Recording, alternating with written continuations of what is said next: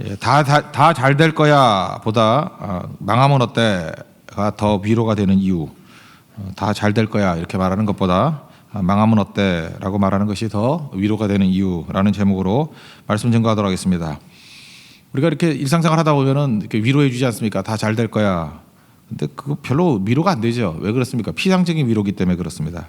근데 망하면 어때? 뭐 이렇게 나가면은 그 안에 소망이 있잖아요. 죽지 않는다 그런 거잖아요. 망하면 어때? 일어날 수 있잖아. 그러니까 소망이 더 중요한 거죠. 망하는 것보다 마지막이 더 중요하다는 것입니다. 11차 네팔 선교 갔을 때 뭐 음식이 좀 안 좋았는지 뭐 조금씩 아픈 사람 많았습니다. 뭐 된통 아픈 건 저였고. 근데 우리 같이 갔던 동행했던 어떤 자매가 의사거든요. 그러니까 뭐 의사니까 아플 때마다 가잖아요. 근데 이 자매 너무 재밌어요. 그걸로 안 죽어 그래요.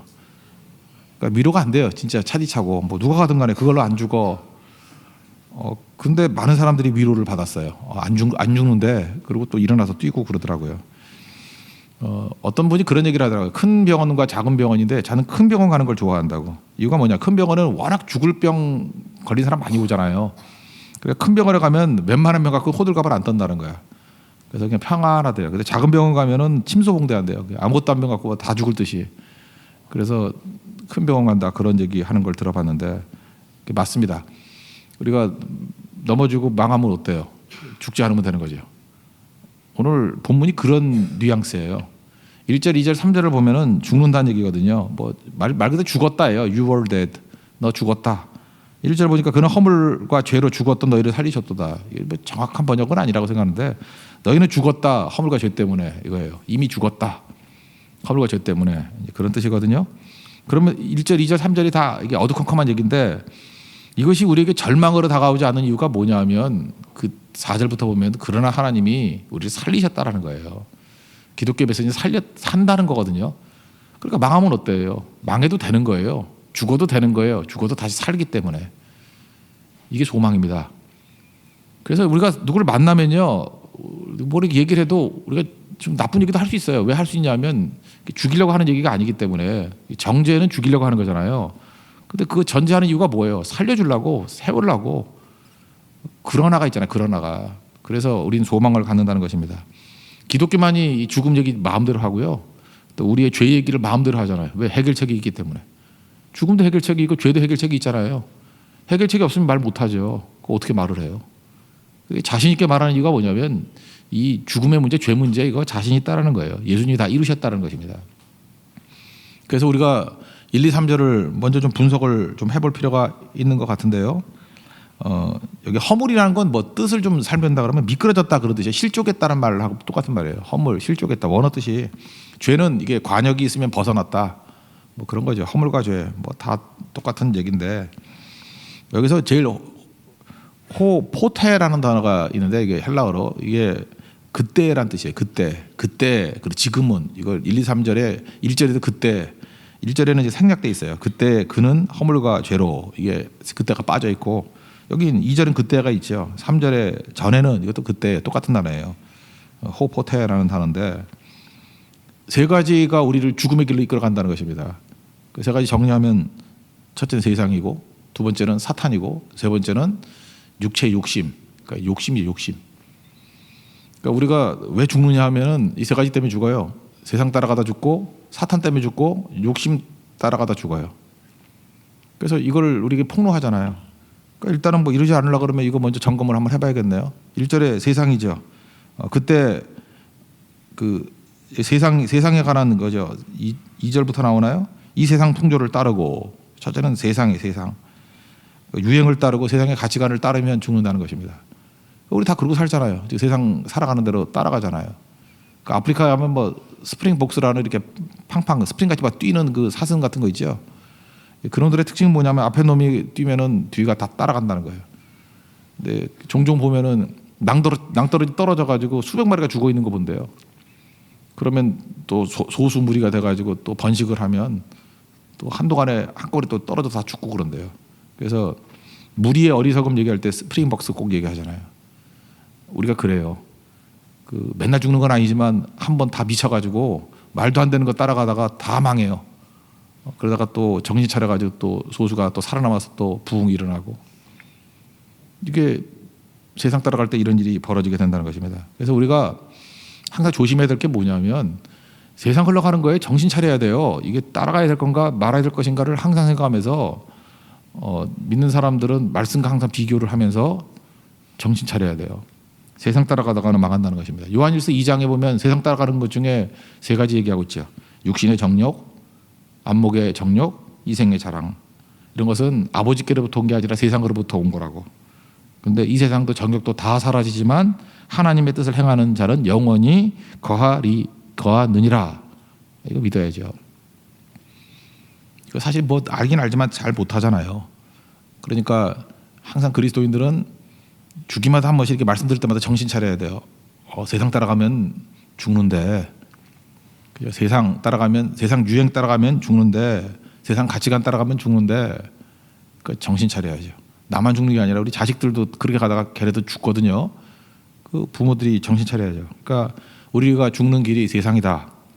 그러니까 두 번째는 마귀라 그랬죠. 공중의 권세 잡은 자 이렇게 표현했죠. 공중의 권세 잡은 자를 따랐으니, 이 공중의 권세라는 것은 뭐 여러 가지 해석이 있는데 제가 책들을 보니까 뭐 이렇게 해석되더라고요. 매스컴일 수도 있고, 이 공중이라는 건 허상이라고. 그래서 허상 같은 권세 뭐 이런 걸 표현하는 것도 있다 그러고, 마귀의 특징을 얘기하는 거죠. 근데 매스컴이라고 표현해도 재밌는 것 같아요, 참. 그죠? 그래서 방송 중 그럴 때 온 에어 그러잖아요. 그 공중파죠, 공중파 말 그대로. 그러니까 어느 시대나 항상 마귀가 이렇게 세상의 흐름 같은 거를 조절해서 헛소문 퍼뜨리고 세상의 가치를 퍼뜨려 가지고 이게 망하게 만들 때가 꼭 있다는 것입니다. 그래서 그 배후에는 마귀가 있는 거예요. 마귀는 공중의 권세 잡은 자다. 사실 그게 뭐 허상인데 사라지는 거지. 이렇게 고정되는 건 아닌데 그런 걸 가지고 맨날 우리를 선동하고 넘어뜨리고 그런다는 것입니다. 그러니까 배후에 사탄이 있다는 거 꼭 잊지 말라고요. 우리가 이거 하는 것들 보면 이제 몰상식한 일들 많이 하잖아요. 왜 저런 일에 많은 사람들이 따라가지? 거기 영적인 파워가 있는 거예요. 저는 딴 거보다도 그 요즘에 뭐 이단들 이런 거 한 십몇 년 전에 좀 자세히 보고 했는데 제가 이단들 이론들 이렇게 봤어요. 보니까 너무 허접해. 어떻게 뭐 이런 걸 믿나? 그리고 내가 더 놀랐던 건 뭐냐면은 뭐 어떤 이단인지 얘기 안 할게요. 그 이단도 또 자존심이 있으니까.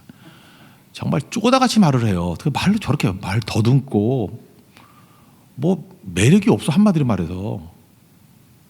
나는 이단 그러면 이렇게 멋있을 줄 알았어요. 뭐 영화 배우 수준이 있고 말도 유창하게 하고 뭐 논리도 딱딱 맞고 하는데 정말 아니거든요. 저렇게 그 멍청 반 병신 같은 애를 왜 따라갈까 하는 생각을 했어요. 근데 제가 그런 얘기를 했더니 그 어른 되신 어떤 목사님이 그러더라고요. 그러니까 그게 영적 싸움이지 그러더라고요. 그 마귀가 역사하면요, 상식적으로 볼 때 말도 안 되는 것 같은데 따라가요. 그죠? 어리석어지는 거예요, 사람이. 여러분 그 사기꾼 그러면 사기꾼이 괜히 능수능란할지 알죠? 어떤 분 진짜 멍청한 사기에 넘어가는 사람 있어요. 그 보이스피싱 그거 할 때 도와주는 게 변호사잖아요. 내가 보이스피싱 당한 변호사 둘을 알고 있어. 이해가 돼요? 이름 말하고 싶어. 너무 꽤 유명한 변호사예요. 근데 변호사가 보이스피싱 당해가지고 말도 못하고 그 순간적으로 헷갈린 거예요. 그 사람 되게 똑똑한 사람이에요. 그렇게 할 거 아니. 그거 도와주는 사람이었거든. 근데 그 자기가 당하더라고. 그거 왜 그러냐면요. 그 배후에 마귀가 역사하게 되면요. 그 안에 힘이 있어요. 영적 파워가 있다고. 그래서 그냥 꼼짝 못하고 가버리는 거예요. 그러니까 여러분들 그냥 겉으로만 드러나는 걸 바라보면 안 되고 이 배후에 마귀가 있다. 세상이 있고 공중의 권세 잡으면 마귀가 있다. 그래서 죽는 거예요. 그러니까 정신 차려야죠. 그 다음에 또 하나는 욕심인데 육체의 욕심. 그 3절에 나오죠. 육체의 욕심을 따라 지내며 육체와 마음에 원하는 것을 하여 본질상 진노의 자녀였다고. 우리는 비탈길에 서 있는 존재예요. 내 마음대로 살면은 지옥 가요. 비탈길에 서 있다니까요. 그러니까 하나님의 힘이 작동해야지 이게 끌어올라가는 거지. 그래서 그래요. 나는 그냥 마음대로 살고 싶어요. 그러면 그냥 반드시 그건 망하는 인생이에요. 인간이 원죄가 있거든요. 마음대로 살면 가는 거예요. 그래서 너무 피곤해가지고 그냥 편하게 살고 싶어요. 그 편한 게 아니에요. 그게 망하는 거예요. 그래서 깨어 있으라 그러잖아요. 그래서 여러분들이 하고 싶은 대로 다 하면은 뭐 마지막에 뭐 옛날에 많이 쓰는 표현이죠. 방종으로 가죠. 그래서 마음대로 살면 안 돼요. 누가 마음대로 살래? 말씀대로 살아야지. 우리는 비탈길에 서 있는 존재예요. 비탈길에. 이거 아주 고바위예요. 고바위. 이거 정신 차리지 않으면 그냥 막 굴러떨어진다고. 그래서 결국 우리를 넘어뜨리는 거 세상, 마귀, 육체의 욕심. 그러니까 이거 지혜를 안다 그러면 이제 준비해야겠죠. 어떻게 돼요? 세상에 막 갈라 그럴 때마다 항상 물어야 돼. 이게 맞습니까, 주님? 그래서 정신 차려야 되고. 그리고 무슨 일을 하든 간에 배후에 마귀가 있는 거예요. 마귀가. 갑자기 친절하던 저분이 왜 저렇게 말이 험해졌나. 그러면 그분이 인격이 나빠서도 있지만 그 배후에 마귀가 있는 거예요. 예수님 그거 다 찾아냈잖아요. 베드로가 주는 그리스도시여 살아계신 하나님의 아들입니다. 아 그럴 때 막 예수님 기뻐서 칭찬해 줬는데 싹 돌이키는 그 순간에 십자가 지지 마소서 그랬대. 사탄아 너희들 물러가라 그러잖아요. 그 마귀가 그렇게 역사하는 거예요. 마귀가. 그러니까 그 배후에 알아야죠. 교회가 이렇게 부흥하고 선교 잘 되고 하려 그럴 때 꼭 이렇게 마음에 이게 걸리는 사람들의 행동이 보여. 그러면은 그 사람의 행동이 옛날에 안 그랬던 게 아니고 제3자가 보면 항상 그랬어요. 근데 왜 그날만 그게 예민해 보일까요? 마귀가 나를 예민하게 만든 거야. 그래서 더 큰 일 못하게 하려고. 그래서 감정대로 말 함부로 하고 자기 감정 다 토하고 그러는 사람이 하나님께 쓰임받지 못하는 이유가 거기에 있는 거예요. 마귀 시험에 맨날 막. 그러니까 배후에 마귀가 있다는 걸 알면은 아 이때 참아야지. 근데 떠나가려고 그러다가 돌아서 가지고 이 말만 하고 떠나가. 그 말 하면 안 돼. 그냥 가요. 그냥 가. 근데 맨날 이 말만 마지막으로 이 말만. 그래서 싸움이 끝나지가 않는 거라고요. 저 그때마다 느끼는 게 그거예요. 저거 마귀한테 넘어가는 건데. 근데 성숙해지면 알죠. 이 배후에 마귀가 있다는 거를. 그리고 누구나 다 욕심이죠. 욕심 없는 사람이 누가 있어요. 욕심대로 살면 망해요. 그래서 내 욕심대로 안 되는 걸로 가야지 된다라는 걸 깨닫게 된다는 것입니다. 이게 지금 성숙의 척도예요. 근데 이거에 대해서 자유로운 사람이 누가 있어요? 세상에 대해서 자유로운 사람이 누가 있으며 마귀로부터 자유로운 사람이 누가 있겠어요? 아니, 육체 욕심이 없는 사람이 누가 있겠어요? 우리 욕심으로 다 살잖아요. 그죠? 아무리 절제하고 견제한다 할지라도 여기서 안 넘어진 사람이 누가 있어요? 그래서 조심은 하지만 이걸 싸우긴 싸우지만 결국은 무너져요. 다들. 싸워야죠. 근데 무너진다고요. 그러면 소망이 없느냐? 아니라는 거예요. 소망이 우리가 이걸 억지로 버텨가지고 이기는데 소망을 두는 게 아니고 소망은 하나님께 있다는 거예요. 그래서 4절 여기 그러나가 빠졌어요. 그러나 긍휼이 풍성하신 하나님이 우리를 사랑하신 그 큰 사랑을 인하여 허물로 죽은 우리를 그리스도와 함께 살리셨고 너희는 은혜로 구원을 받은 것이라. 소망은 하나님께 둬야 된다는 것입니다. 우리 특히 절망 잘하잖아요. 절망이 은사인 사람들 많은데 뭐 다 망했다 끝났다 이러는데 그 용어 때문에 그런 것 같아. 요즘에 그 목사들도 제정신들이 아닌 것 같아. 다들 헬렐레 해가지고 그냥 할 말 못할 말 다 떠들고 다니고 막 정치에 휩쓸리고 막 이러는데 기독교 이렇게 지도자라 그러니까 기독교가 세상을 뭐 이끌고 가는 거라고 자꾸 착각을 하는 것 같아요. 여러분 창세기부터 한번 요한계시록을 봐요. 뭐 기독교가 뭘 세상을 이끌고 갔어요? 그 이끌고 갔으면 좋겠다는 자기 생각이지. 기독교 신앙의 특징은요 대응이에요. 리스판스야. 대응하는 거지 우리가 언제 이끌고 갔어요. 예를 들어서 유다가 범죄했습니다. 그러면 선지자들이 나와서 하는 얘기가 뭐냐면 너희도 그렇게 살면 망한다 이렇게 말하는 거예요. 그 선지자니까 보지요. 저렇게 망하는 게 보이죠. 근데 거기서 더 오버하지 않아요.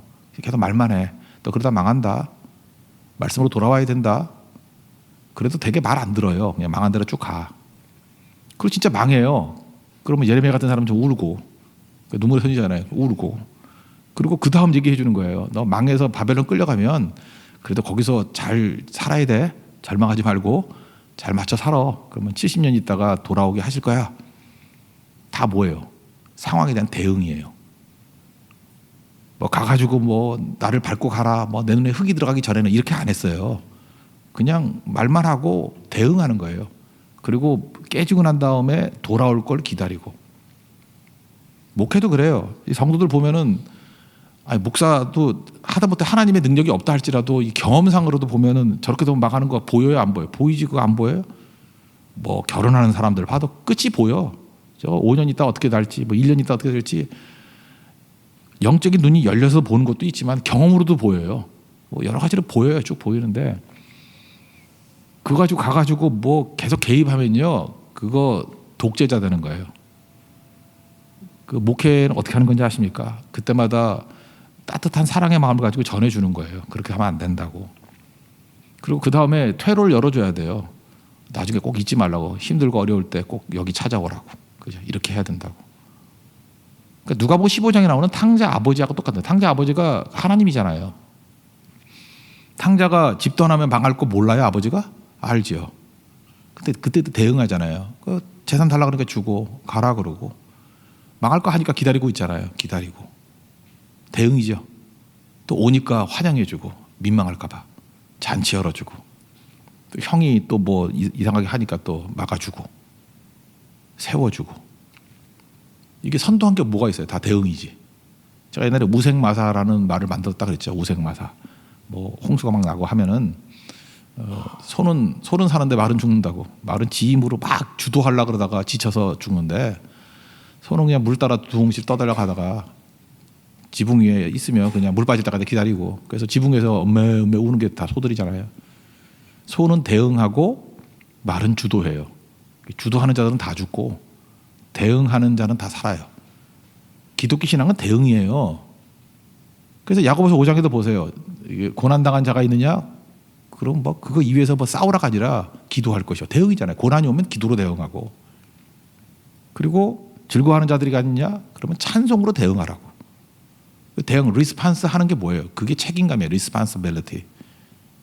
대응 잘하는 게 책임감이에요. 그러니까 네가 어떤 상황에 놓인다 할지라도 나는 대응할 거야. 부모님이 책임감이 있잖아요. 애가 착하면 착한 대로 대응해주고, 공부를 잘하면 공부를 잘하는 대로 대응해주고, 망나니가 되면 망나니가 된 대로 대응해주고. 버리나요? 아니죠. 대응해주죠. 그때 맞게. 그게 사랑이죠. 대응하는 게 사랑이고 대응하는 게 책임이죠. 신앙은 대응이에요. 그러니까 말씀을 자꾸 증거하는 이유는 뭐냐면 말씀으로 돌아오면 참 고맙죠. 고맙고 기쁘죠. 말씀 듣고 돌아오니까. 근데 말씀 듣고 잘 안 돌아와요, 사람들이. 그럼 그 다음에 고난 때문에 돌아오는 사람이 있어요. 근데 고난 때문에 잘 안 돌아요. 이를 갈지 대부분. 고난 때문에 돌아오는 거는 굉장히 양질의 그리스도인들입니다. 되게 망해서 와요. 망해서 와요. 맨날 그래요. 뭐 돈 있을 때 목사님 밥 좀 사드릴 걸. 지금이나 당장 라면이나 같이 먹자 그러면 또 도망가. 그죠? 맨날 뭐 할 걸. 그 알거든요. 그 대표적인 예가 그런 거라고요. 다 있을 때는 몰라요. 다 거지돼 가지고 깨닫는 것이. 그러니까 대응해 주는 거예요. 그때 따뜻하게 해주는 거예요. 오히려 고기를 사주고, 그죠? 위로해주고 힘내라 그러고. 그때 돌아온 게 어딘데? 결국 기독교 신앙은 대응이라고요. 그 대응이 가능한 이유가 뭐죠? 하나님이 하시기 때문에 그래요. 하나님이 하시기 때문에. 하나님께 도망이 있기 때문에 그래요. 우리를 이렇게 세울 수 있고 살릴 수 있고 우리에게 부활의 능력을 줄 수 있는 게 하나님이 있기 때문에. 아버지는 능력이 있잖아요. 그러니까 대응할 수 있는 거예요. 우리가 대응 못하는 이유가 뭐냐면, 우리가 조바심을 갖는 이유가 뭐냐면 내 힘으로 하려고 그러니까.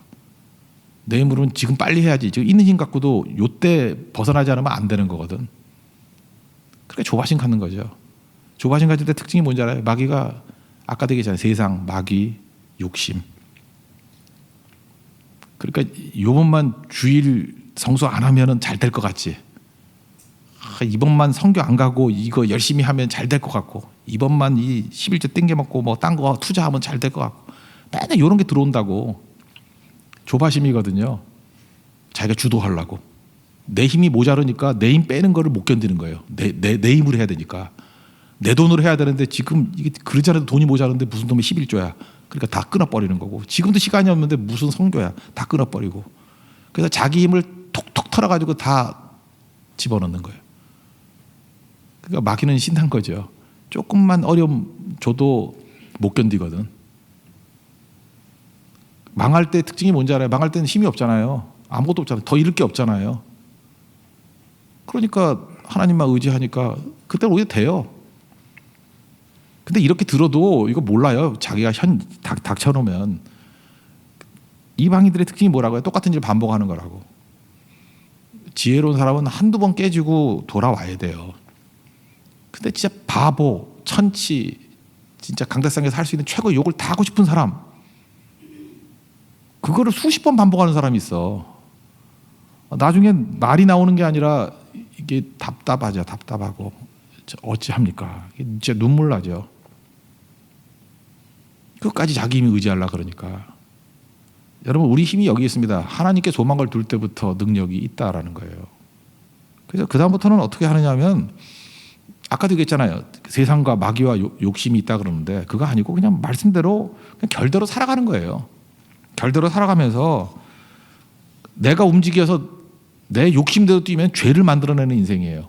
뭐 열심히 뛴다 그러는데 자기는 뭐 뒷단에 뭐 한대. 근데 보면 죄 만들고 있어. 근데 하나님 말씀대로 힘 빼고 그냥 뛰다 보면 10절 표현과 같이 선한 일을 행하면서 살아요. 진짜 산다고. 이 단어를 하나 좀 설명해야 될 것 같은데, 행하며 그런 얘기가 나오죠. 그 페리파테오란 단어인데, 여러분 뭐 헬라어 설명해 알긴 하나. 2절 보세요. 거기 보면은 그때 너희는 그 가운데서 행하여 그러죠. 이 행하여. 그래서 이 행하는 게 뭐냐? 다 죄 만들어낸다 그 뜻이에요. 2절에서는 죄 만들어낸다. 10절을 보세요. 10절을 보면 우리는 그가 만드신 바라, 이게 포이에마라는 거고, 그리스도 예수 안에서 선한 일을 위하여 지으심을 받은 자니 이 일은 하나님이 전에 예비하사 우리를 그 가운데서 행하게 하려 하심이라. 이 행하다. 이게 페리파테오란, 둘 다 행하여. 그러니까 2절과 10절이 지금 대비되어 있는 거예요. 그러니까 내 욕심대로 막 살면은 죄를 만들어내는 행함이고, 여기 보세요. 우리가 선한 일을 위해서 지으심을 받았대요. 그래서 그냥 하나님 말씀대로 살면은 선한 일을 행하며 산대요. 그러니까 움직일수록 막 열매가 나오는 거예요. 그러니까 지난주에 갔던 11자 네팔 선교 같은 데 보세요.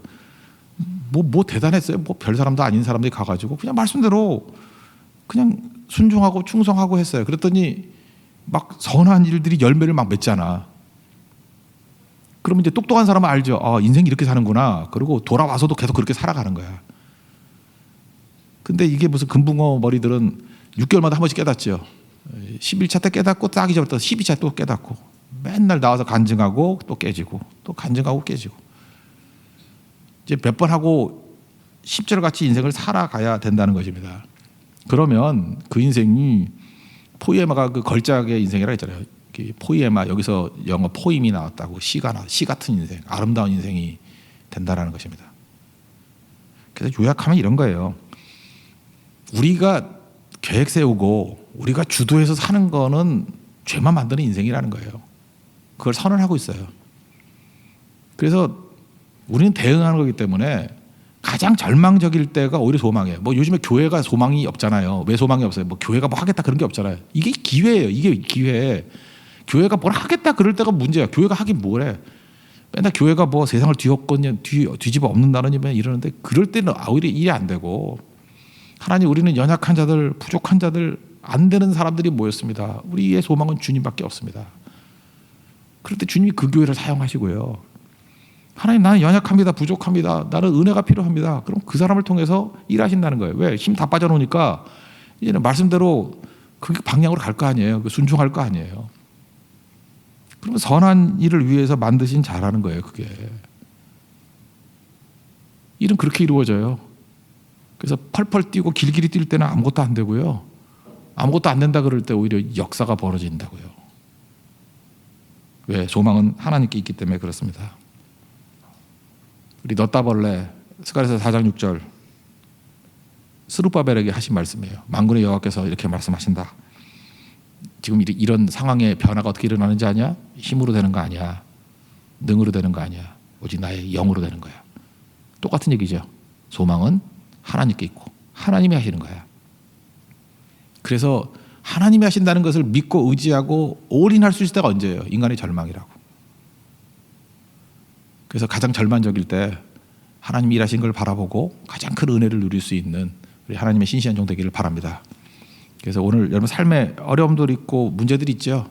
내가 자초한 게 많아요. 세상 풍조 따라가다가 마귀에게 속다가 육체 욕심대로 따라가다가 그러니까 죽었잖아요. 그럼 이제 더 이상 그런 일을 하지 말아야 돼요. 이제 끊고 그래도 또 넘어지지만 끌어야 돼요. 그렇지만 그 자리에서 우린 주만 바라보는 거예요. 주님만 바라보고 일어설 수 있는 우리 하나님의 신실한 종 되기를 축원합니다. 예, 자리 세련하겠습니다. 310장 찬송하겠습니다.